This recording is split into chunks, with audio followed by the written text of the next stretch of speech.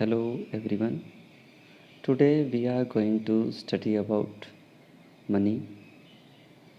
Money जिसे हिंदी में मुद्रा कहा जाता है, इस शब्द की उत्पत्ति मोनेटा शब्द से हुई है।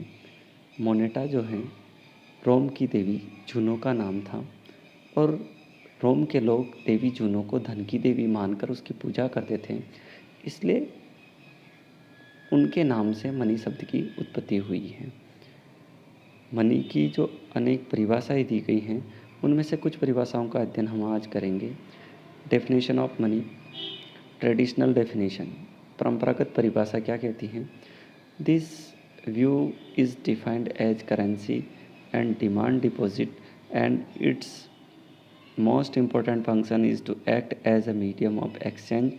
However, there are other assets which are equally acceptable as a medium of exchange. By ignoring these assets, the traditional view does not analyze their influence in increasing their velocity.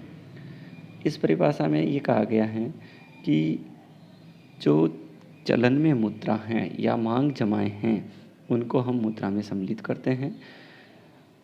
अनेक इस प्रकार की संपत्तियां होती हैं जो मुद्रा के रूप में ही कार्य करती हैं, लेन देन के माध्यम के रूप में कार्य करती है, लेकिन उनको हम यहाँ पर सम्मिलित नहीं करते हैं।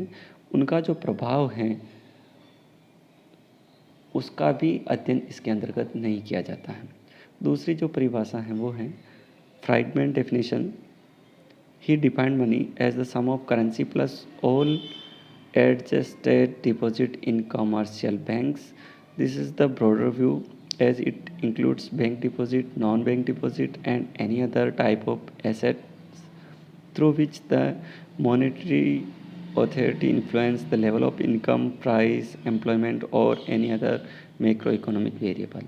फ्राइडमैन ने एक विस्तृत दृष्टिकोण अपनाते हुए कहा कि मुद्रा के अंतर्गत करेंसी तो है ही, बैंकों में जो वाणिज्यिक बैंकों में जो जमाएं हैं उनको भी इसमें सम्मिलित किया जाता है और इसी प्रकार की कोई संपत्ति जो लेन देन में काम में आती हैं और हमारे इनकम लेवल को, प्राइस लेवल को, एम्प्लॉयमेंट लेवल को उसके ऊपर प्रभाव डालती हैं या मैक्रो इकोनॉमिक कोई भी चर हैं उसके ऊपर प्रभाव डालती हैं, तो उसे हम मुद्रा में सम्मिलित करेंगे। गुरले और सो उन्होंने कहा money which was defined as equal to currency plus demand deposit is only one liquid asset.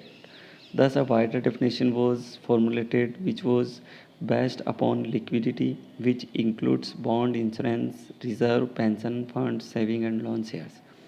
इन्होंने तरलता को महत्व प्रदान करते हुए कहा कि जो चलन में मुद्रा है वो और मांग जमा दोनों, उनको हम सम्मिलित करते हुए जिसमें तरलता का गुण हो वो मुद्रा कहलाती हैं।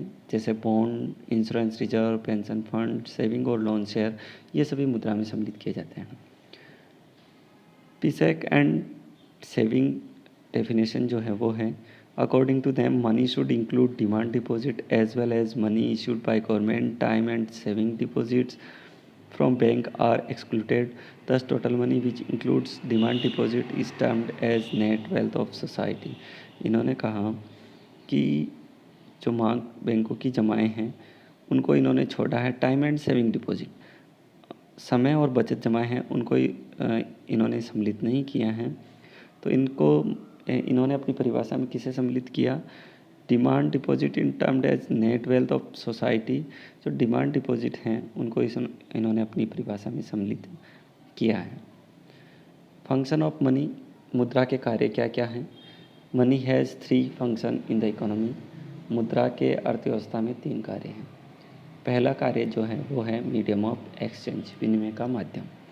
Money acts as a medium of exchange that it is an item that buyers give to seller when they purchase goods and services. This transfer of money from buyer to seller allow the transaction to take place.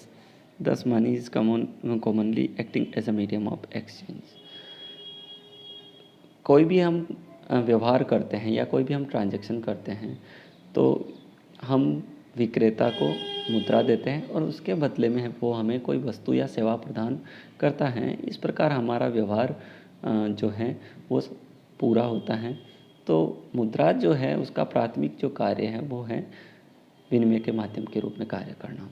दूसरा जो कार्य है unit of account, लेखे की इकाई। When we want to measure and record economic value, we use money as the unit of account. जब भी हम किसी भी इकोनॉमिक वैल्यू को मापना या रिकॉर्ड करना चाहे, उसे लिखना चाहे, तो हम मुद्रा का प्रयोग करते हैं। तो इस प्रकार मुद्रा जो है वो है एक लेखे की इकाई भी है। स्टोर ऑफ वैल्यू, मूल्य का संचय। मुद्रा ही एक ऐसी इकाई है जिसके अंतर्गत हम मूल्य का संचय करके रख सकते हैं। A store of value is an item that people can use to transfer purchasing power from present to the future.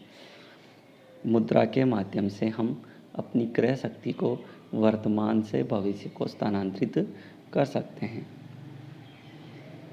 Next जो हमारा टॉपिक होगा वो होगा काइंड ऑफ मनी के बारे में। Thank you for watching.